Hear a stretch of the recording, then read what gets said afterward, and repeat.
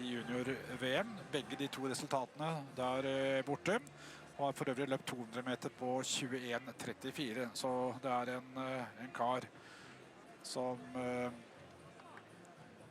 har mange talenter, men akkurat i tikamp så mangler han litt i kastøvelsene spesielt. Gjør det foreløpig spesielt på seniornivå, men samtidig så ser jeg nok for meg Karsten Warholm som mange kjemper i årene fremover, kanskje mer enn en spesialist på en enkeltøvelse.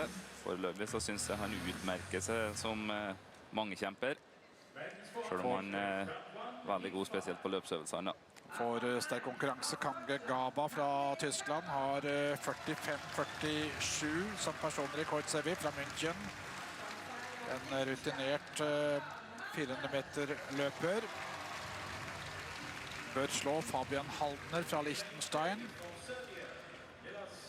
Mens Milos Ravic fra Serbia har vært under 46 blank.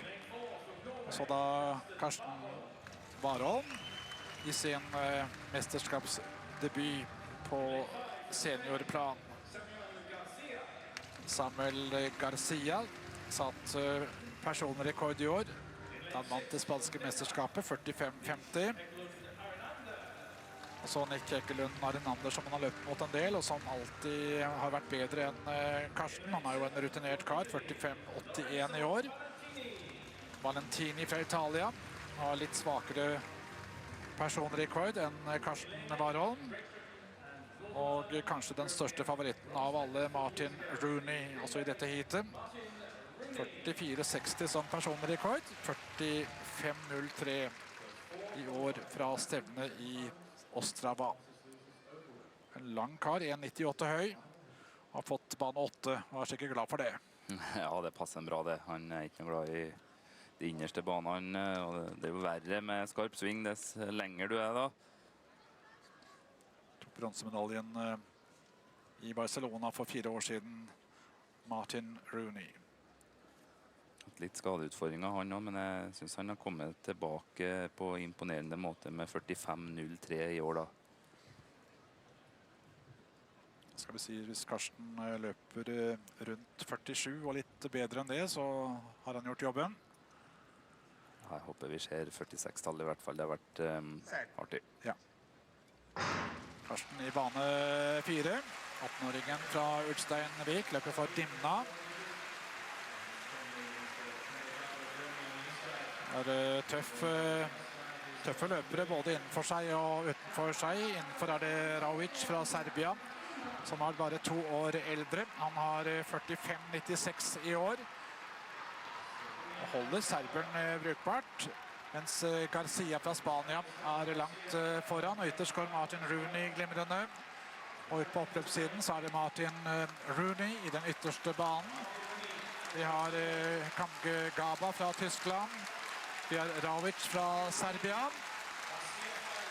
Og Karsten kjemper seg inn her, men ender på en 7. plass i feltet. 45-49 er vinnertiden her. 45-49. Det er vel det var på Martin Rooney det.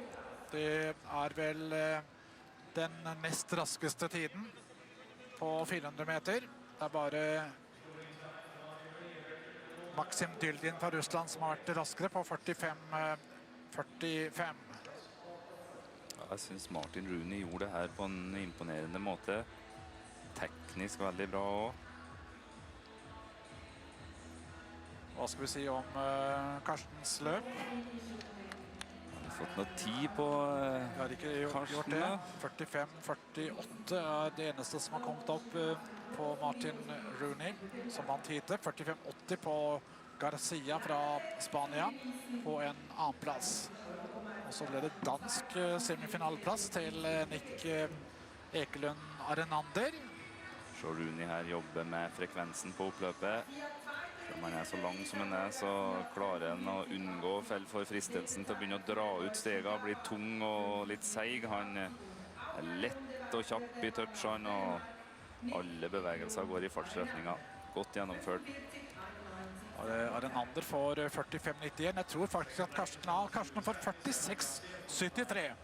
Ja, det synes jeg er godkjent av Karsten Warholm. Han er i første rekken mange kjempere, så det her er en nyttig erfaring. Og det er tøft av han å stille opp på 400 meter. Det gjør vondt. Han er ikke spesialtrent på den distansen her, og det blir mye melkesyre, og det svir litt, og det blir han bare tøff av. Og han søker de her utfordringene. Han vil utfordre, så det liker jeg. Det er hans nest beste tid noensinne på 400 meter. Bare 46,31 som han løp på i Florø er bedre, og det er jo godt å gjøre det i et mesterskap. Ja, han blir kraftig utfordrer og slått av mange, men jeg synes